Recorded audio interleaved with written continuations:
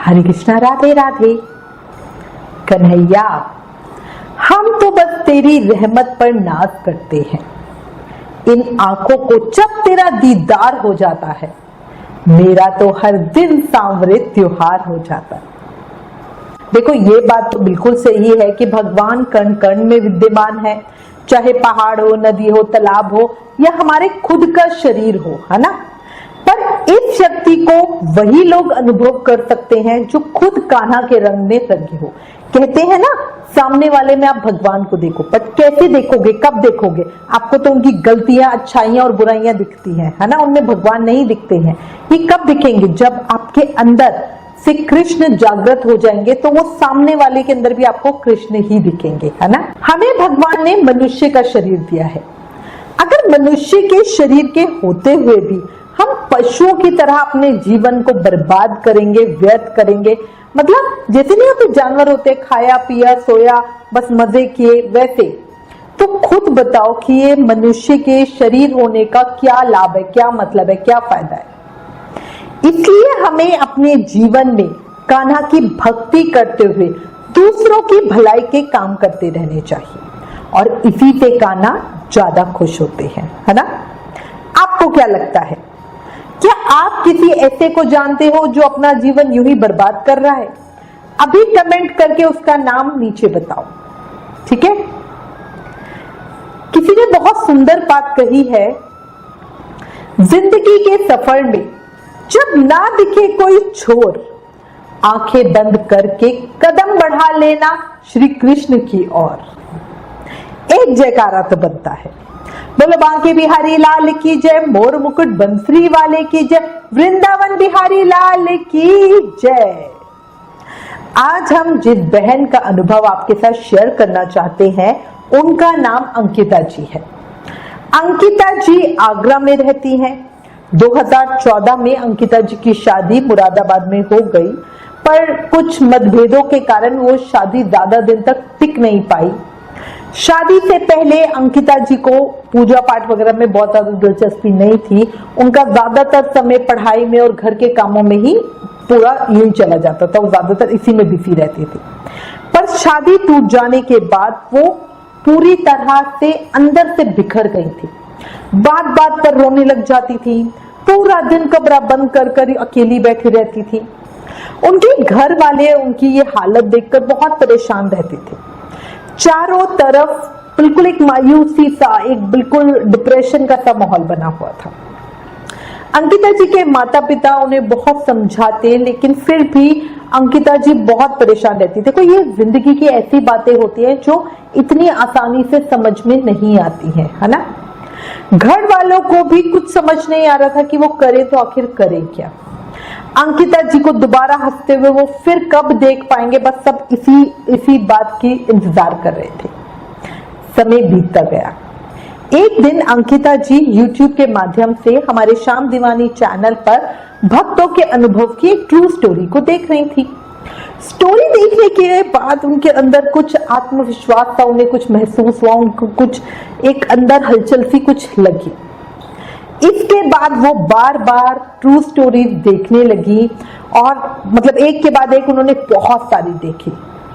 ऐसे ही होता है ना, जब हमें कोई चीज के अंदर पॉजिटिविटी दिखती है या कुछ महसूस होता है, कुछ एहसास होता है, तो हमारे अंदर भी उस चीज की पॉजिटिव वेव आने लगती है ना, और हम अपने आप को पहले से ज्यादा कॉन्फिडेंट और मजबूत भी फील करते हैं, होता है ना। ऐसे कुछ अंकिता जी के साथ हो रहा था। अंकिता जी ने अपने आप को संभालना शुरू किया। देखो, एक बात है, जब सब दरवाजे बंद हो जाते हैं, तब मेरे कान्हा खुद अपने भक्तों की मदद के लिए हाथ आगे बढ़ाते हैं और अपने भक्तों के दुखों को सुख में बदल देते हैं। यही मेरे कान्हा की, मुझे ऐसा लगता है, स्पेशलिटी है। कान्हा ने कहा है ना, तुम मेरी तरफ एक उंगली तो बढ़ाओ, पूरा हाथ ना पकड़ लूं तो फिर कहना, है ना। अब धीरे धीरे अंकिता जी कान्हा जी की भक्ति में रमने लगी। उन्होंने कान्हा की सेवा भी शुरू कर दी। कान्हा जी के लिए रोज नई नई पोशाकों से उन्हें सजाती, सुंदर उनका बढ़िया श्रृंगार करती, अच्छा से अच्छा भोजन का भोग लगाती। इस तरह उनके जीवन की अब एक नई शुरुआत हुई। एक दिन अंकिता जी ने हमारे शाम दीवानी चैनल पर एक मुस्लिम भक्त की स्टोरी सुनी, जिसमें उन्होंने श्री बांके बिहारी जी महाराज को एक लेटर लिखा था और अपनी एक विश बताई थी। और उसके बाद एक लेटर आया था जिसमें उनकी विश पूरी हो गई थी और वो बिहारी जी महाराज को धन्यवाद दे रहे थे, है ना। सिर्फ लेटर के माध्यम से। वो जो मुस्लिम भक्त थे वो कभी भी बिहारी जी महाराज के दर्शनों के लिए नहीं गए थे। अब ये स्टोरी सुनकर अंकिता जी के मन में भी कुछ ऐसा भाव आया, उन्होंने भी कान्हा जी के नाम एक लेटर लिखा। बिहारी जी की कृपा देखो, अंकिता जी ने लेटर में जो मांगा था वो उनकी विश पूरी हो गई। देखो, चमत्कार को नमस्कार है। और जब अंकिता जी के साथ ऐसा हुआ तो उनका विश्वास कान्हा पर और अधिक बढ़ गया और ज्यादा मजबूत पक्का हो गया। अब तो वो सब कुछ कान्हा पर छोड़कर उनकी पूरी तरह से दीवानों की तरह उन्हें प्रेम करने लगी। देखो, वैसे तो हमारे कान्हा के दीवानों की लिस्ट बहुत लंबी है, एक से एक बड़े भक्त बैठे हुए हैं, पर मुझे लगता है अंकिता जी ने भी उस लिस्ट में अपना नाम लिखवा ही लिया था। और एक बड़ी सुंदर बात कही जाती है ब्रज के लिए, कितने पागल हो गए और कितने पागल होने को तैयार बैठे हैं। ऐसा ही है हमारा ब्रज धाम, है ना। श्री बिहारी जी महाराज के लिए तेरे दीवाने हो गए हैं, इससे इनकार नहीं करते हम। तेरे दीवाने हो गए हैं हम, इससे इनकार नहीं करते। कैसे कह दे कान्हा हम तुमसे प्यार नहीं करते। तेरी झील सी आंखों की भी शरारत कुछ तो थी कान्हा, वरना ये गुनाह हम बार बार नहीं करते। बड़ा बांके बिहारी लाल की जय, मोर मुकुट बंसी वाले की जय। लाइफ वापस ट्रैक पे आई। अंकिता जी के पेरेंट्स अंकिता जी की दूसरी शादी कराने के लिए लड़का देखना वो शुरू कर दिया था, पर उनकी कहीं बात नहीं बन पा रही थी। बहुत जगह उन्होंने देखे रिश्ते, बट कहीं ना कहीं आके अटक जाती थी। एक तो ना ज्यादातर लड़के वालों की डिमांड्स भी बहुत ज्यादा होती है। अच्छा, उधर क्या हो रहा था, शादी में धोखा खाने के बाद अंकिता जी भी अपने बिहारी जी महाराज से बार बार यही प्रार्थना कर रही थी कि देखो, एक बार जो भी लड़का मिले, चाहे वो कम कमाता हो, छोटी नौकरी करता हो, पर ऐसा मिले जो मुझे खुश रखे और शादी को पूरी शिद्दत से निभाए। अंकिता जी बार बार बिहारी जी महाराज से बस यही प्रार्थना कर रही थी कि प्रभु, मेरा जीवन आपके हवाले है, जैसा भी करना, जो भी करना, सब आपके हाथों में है। अंकिता जी ने अपने बिहारी जी महाराज के सामने पूरी तरह समर्पण कर दिया था और उन पर सब कुछ छोड़ दिया था। उन्हें कह दिया था, आप जानो, आपका काम जाने, आपको जो करना है आप करो, मैं तो आपके चरणों में पड़ी हूं। अच्छा, हमारे बिहारी जी थोड़ी ना अपने भक्तों के साथ कुछ गलत होने दे सकते हैं, है ना। उनके सामने तो बस एक बार दोनों हाथ उठाकर राधे राधे कर दो और अपना समर्पण उनके सामने लिख दो, बस। फिर वो अपने भक्तों को ऐसे पकड़ते हैं ना, दुनिया में कोई नहीं पकड़ सकता। भक्तों के सारे दुखों को ही हर लेते हैं। अंकिता जी के लिए एक गवर्नमेंट जॉब जो लड़का करता था उसके लिए ऑफर आया। वो जो लड़का था वो बैंक में सीनियर मैनेजर की पोस्ट पे था। उसे भी बहुत एक अच्छी घरेलू लड़की की ही तलाश थी। जब उसने अंकिता जी को देखा तो रिश्ते के लिए 1 मिनट में ही हाँ कर दी। वो कहते ना, made for each other. Ankita ji का पूरा परिवार इस रिश्ते से बहुत खुश था। जहां उन्हें एक सिंपल सा लड़का भी नहीं मिल रहा था जो कोई छोटी मोटी भी नौकरी करता हो, उनको ऐसा भी कोई रिश्ता नहीं मिल रहा था, वहां उन्हें इतना बढ़िया गवर्नमेंट जॉब लड़के को ऑफर मिला, तो ये अपने आप में ही एक बहुत बड़ी बात है। और ऊपर से लड़के वालों की कुछ भी डिमांड नहीं थी। जल्दी ही दोनों की शादी बिना किसी रुकावट के बहुत अच्छे से हो गई। लड़का देहरादून में रहता था, इसलिए शादी के बाद अंकिता जी भी देहरादून ही चली गई। शादी के 3 महीने बाद अंकिता जी अपने पति के साथ अपने घर वालों से मिलने आगरा के लिए ट्रेन से आई। ट्रेन आगरा से पहले मथुरा स्टेशन पे रुकी। जाने क्या ही हुआ, दोनों के मन में एकदम से आया कि चलो पहले मथुरा वृंदावन दर्शन कर लेते, फिर आगरा घर जाएंगे। देहरादून से निकलते समय दोनों ने प्रोग्राम बनाया था कि पहले आगरा जाएंगे, क्योंकि उनके पास लगेज बहुत सारा था, सामान था, है ना। वहां पे 1 आध दिन रुककर फिर मथुरा वृंदावन दर्शनों के लिए निकलेंगे। पर यहां तो उल्टा ही हो गया, उन्होंने कहा जो होगा देखा जाएगा, और दोनों ट्रेन से उतर गए। देखो मैं तो कहूंगी जब बिहारी जी महाराज की कृपा बरसती है ना तो ऐसा होता है, ये बहुत नॉर्मल है। क्योंकि देखो हम जितना बिहारी जी से प्यार करते हैं ना, बिहारी जी महाराज भी अपने भक्तों से मिलने के लिए हमेशा उतने ही बेचैन रहते हैं, वो हमें हमसे ज्यादा प्यार करते हैं। अंकिता जी और उनके हस्बैंड ने बढ़िया मथुरा में जन्मभूमि के दर्शन किए, गोकुल धाम पे गए, उसके बाद वृंदावन में जाकर श्री बिहारी जी महाराज के दर्शन किए, हाजिरी लगाई अपनी, और बहुत अच्छे बढ़िया दर्शनों के बाद वो आगरा लौट आए। और 1 महीना रहने के बाद अंकिता जी वापस देहरादून अपने ससुराल चली गई।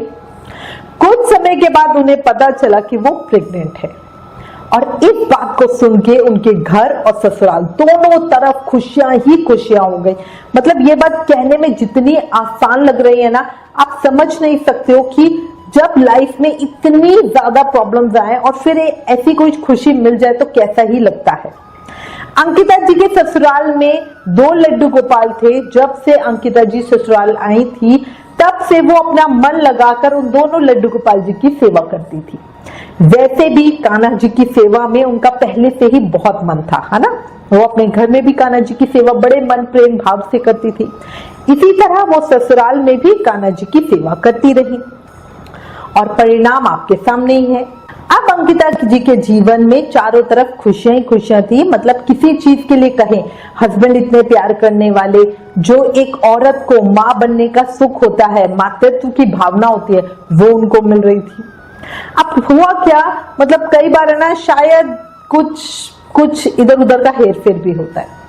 एक दिन अंकिता जी लड्डू गोपाल जी की सेवा कर रही थी और अचानक से कुछ गड़बड़ हुई और लड्डू गोपाल जी का एक हाथ टूट गया। अब वो बहुत ज्यादा दुखी हुई, पर कर ही क्या सकते थे। अब वो प्रेग्नेंट थी, वो बाहर नहीं जा सकती थी, क्योंकि उनको बस ये लग रहा था कि कहीं से भी, मैं 2 लड्डू गोपाल जी की सेवा कर रही थी, मुझे 2 लड्डू गोपाल जी मिल जाए। अब वो नए तो ला नहीं पा रही थी। मन तो उनका बहुत था कि एक नए लड्डू गोपाल जी ले आए, पर प्रेगनेंसी में उन्हें बाहर जाना बिल्कुल मना कर रखा था। अंकिता जी का ड्यू टाइम भी चल रहा था उस समय। अंकिता जी की मम्मी डिलीवरी के लिए आगरा से देहरादून गई, और वो अपने लड्डू गोपाल जी को अपने साथ देहरादून लेकर गई थी, ताकि वो अंकिता जी के साथ अपने लड्डू गोपाल जी की सेवा भी कर पाए। पर देखो, विधि का विधान कहो या मेरे कान्हा की लीला, जब अंकिता जी की मम्मी डिलीवरी वगैरह करके बेबी जब हो गया अच्छे से, मम्मी वापस देहरादून से आगरा गई, तो वो अपने लड्डू गोपाल जी को साथ ले जाना ही भूल गई।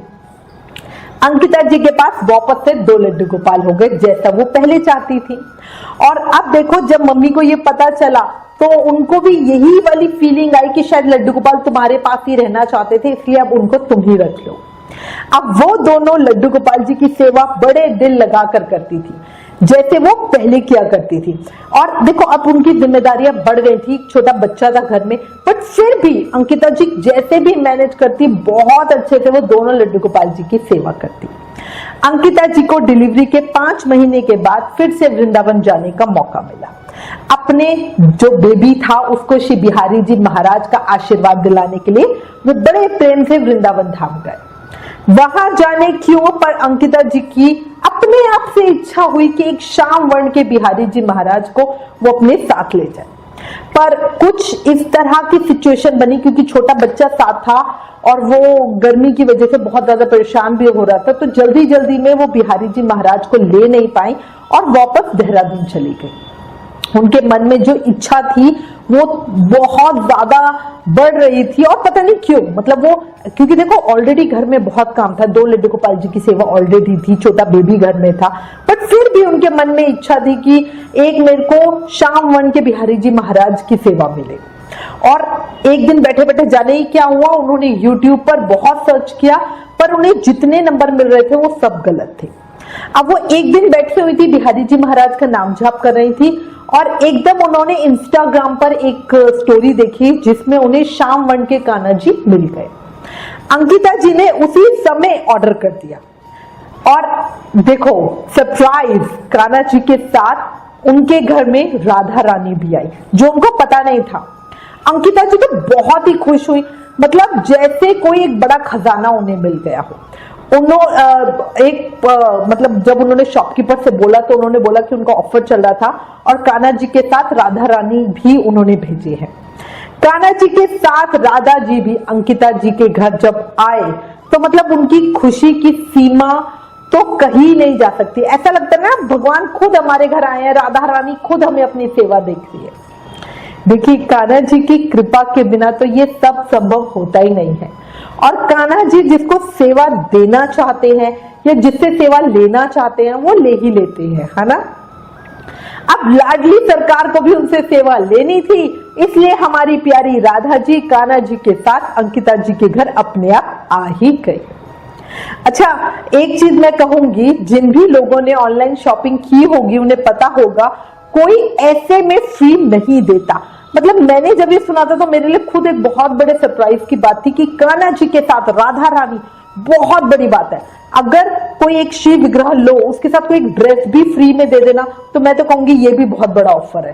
बट एक विग्रह के साथ दूसरा विग्रह फ्री, ये मैं पहली बार सुन रही हूँ। और उसके बाद सरप्राइज की बात थी कि उन शॉपकीपर का नंबर उन्हें फिर नहीं मिला, क्योंकि जब मैंने ये स्टोरी उनसे सुनी थी तब मैंने भी उन्हें कहा था कि आप वो नंबर मुझे दो, बट उनके पास वो था ही नहीं। और विश्वास रखो ये बहुत बड़ी बात है। वो कहते हैं ना, हे कान्हा मेरा प्यार कुछ भी नहीं तेरे प्यार के आगे, मेरा प्यार कुछ भी नहीं तेरे प्यार के आगे, मेरी भक्ति कुछ भी नहीं तेरे दीदार के आगे। फिर भी अपनी किस्मत पर इतराती हूं मैं कान्हा, क्योंकि अब सर झुकाती हूं सिर्फ तेरे दरबार के आगे। बड़ा बांके बिहारी लाल की जय, मोर मुकुट बंसी वाले की, हमारी लाडली सरकार की जय। देखिए जब हमारे कान्हा जी देने पे आते हैं तो मत पूछो क्या क्या दे जाते हैं, है ना। भक्तों के सारे कष्टों को हर लेते हैं, भक्तों के मन की इच्छा को पूरी कर देते हैं और जीवन में सुख तो ऐसे भर देते हैं कि क्या ही कहा जाए। अब किसी को लगेगा कि भाई ये चमत्कार की बात कहाँ है, ये तो सिर्फ कृष्ण की कृपा है। पर देखो ये चमत्कार ही है। जो जब जैसा अंकिता जी ने सोचा वैसा ही कान्हा जी ने पूरा किया, ये चमत्कार ही है। कहां तो वो डिप्रेशन में जा रही थी, सुसाइड का सोचती थी, और कहां आज उनके सारे दुख कान्हा ने ऐसे हर लिए, तो ये चमत्कार ही है। ये सब कान्हा की कृपा ही है ना। आज कान्हा ने उन्हें सुखी परिवार, लविंग हस्बैंड, बच्चा, भक्ति, सेवा सब दे रखा है ना। और सबसे बड़ा सरप्राइज या चमत्कार तो मैं कहूंगी कि कान्हा जी के साथ राधा रानी अपने आप आ गए। इसलिए ही तो कहते हैं जब जग से निराश हो जाओ तो कान्हा के पास आ जाओ, फिर यहां से कहीं मत जाओ, है ना। कर लो भजन राधा रानी का, भरोसा नहीं है इस जिंदगानी का। जग में मीठा कुछ भी नहीं है, मीठा है नाम बस राधा रानी का। बोलो राधा प्यारी की जय, ऊंची अटारी वाली की जय, हमारे श्यामा श्याम की जय। कान्हा की कृपा आप सब पर बरसती रहे, आपके मंगल की कामना करती हूँ और इसी के साथ उम्मीद भी करती हूँ कि कान्हा के प्रेम, विश्वास और समर्पण की इस सत्य घटना ने आपके दिल को छुआ होगा। शरीर के रोंगटे खड़े हुए होंगे, आंखें कुछ नम हुई होंगी, जीवन में बुझती आशा को कुछ रोशनी मिली होगी। अब आपसे विदा लेती हूँ और एक वादा करती हूँ कि अगली सत्य घटना के साथ आपके सामने दोबारा जल्दी आऊंगी। अगर आपको हमारा वीडियो पसंद आए तो प्लीज इसे लाइक, शेयर और सब्सक्राइब जरूर कीजिएगा। Please like, share and subscribe. Thank you. Hare Krishna.